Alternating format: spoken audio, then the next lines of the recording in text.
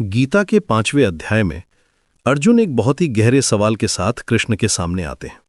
वो कहते हैं, हे कृष्ण, आप कभी कर्म त्याग की प्रशंसा करते हैं और कभी कर्म योग की। मुझे स्पष्ट रूप से बताइए कि इन दोनों में से कौन सा बेहतर है। ये सवाल सिर्फ अर्जुन का नहीं है, बल्कि हर उस इंसान का है जो जीवन में सही राह खोज रहा है। क्या हमें दुनिया छोड़कर संन्यास ले लेना चाहिए या फिर कर्म करते रहना चाहिए?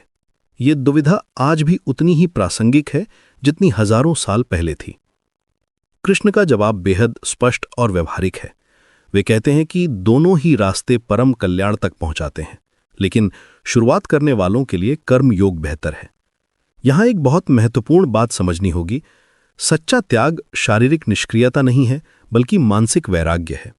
जो व्यक्ति न तो किसी चीज से घृणा करता है और न ही किसी चीज की इच्छा करता है, वही सच्चा सन्यासी है। ऐसा व्यक्ति द्वंद्वों से मुक्त होकर आसानी से बंधन से छूट जाता है।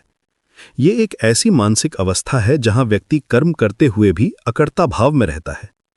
गीता में एक बहुत ही सुंदर उदाहरण दिया गया है कमल के पत्ते का। जैसे कमल का पत्ता पानी में रहकर भी पानी से अछूता रहता है, वैसे ही जो व्यक्ति अपने कर्मों को ब्रह्म को अर्पित करके आसक्ति छोड़कर काम करता है, वह पाप से नहीं लिपटता है। ये कितना गहरा दर्शन है। हमें दुनिया में रहकर भी दुनिया से अलग रहना सिखाता है। कर्मयोगी अपने मन को शुद्ध करके सच्चा सन्यासी बन जाता है और अंततः ज्ञानी बन जाता है।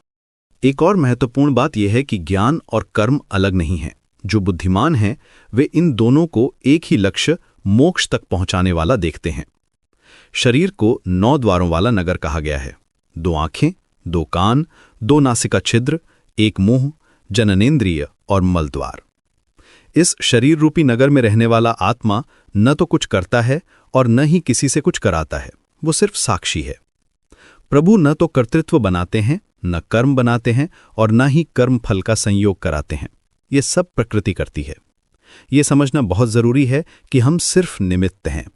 जब ये बोध हो जाता है तो व्यक्ति में समदर्शिता आ जाती है। ज्ञानी व्यक्ति विद्या और विनय से संपन्न ब्राह्मण में, गाय में, हाथी में, कुत्ते में और चांडाल में भी समान भाव दिखता है। यह है सच्ची समानता का दर्शन। लेकिन यहां एक चेतावनी भी है। इंद्रियों के विषयों से मिलने वाले सुख केवल दुख के जनक हैं, क्योंकि उनका आदि और अंत होता है। बुद्धिमान लोग इनमें आनंद नहीं पाते। सच्चा अनंत आनंद तो बाहरी संपर्कों से विरक्त होकर और अपने भीतर के आत्मा पर ध्यान केंद्रित करने से मिलता है।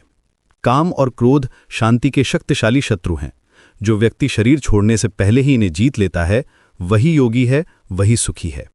अध्याय का अंत एक बहुत ही सुंदर संदेश के साथ होता है। जो व्यक्ति परमेश्वर को सभी यज्ञों और तपस्याओं का भोक्ता, सभी लोगों का महान स्वामी और सभी प्राणियों का मित्र जानता है, वह शांति को प्राप्त होता है। यह ज्ञान ही हमें सच्ची मुक्ति दिलाता है। ध्यान की प्रक्रिया में मन को बाहरी विषयों से हटाकर श्वास को नियंत्रित करके और बुद्धि को परम आत्मा पर केंद्रित करके इच्छा, भय और क्रोध से मुक्त होकर चिरस्थायी आनंद पाया जा सकता है। यह अध्याय हमें सिखाता है कि जीवन में संतुलन कैसे बनाएं। ना तो पूरी तरह से दुनिया छोड़ने की जरूरत है और ना ही पूरी तरह से उसमें डूब जाने की। बस अपने कर्तव्य को निष्काम भाव से करते रहना है, फल की चिंता छोड़कर। यही है गीता का सच्चा संदेश। कर्म करो, लेकिन कर्ता मत बनो।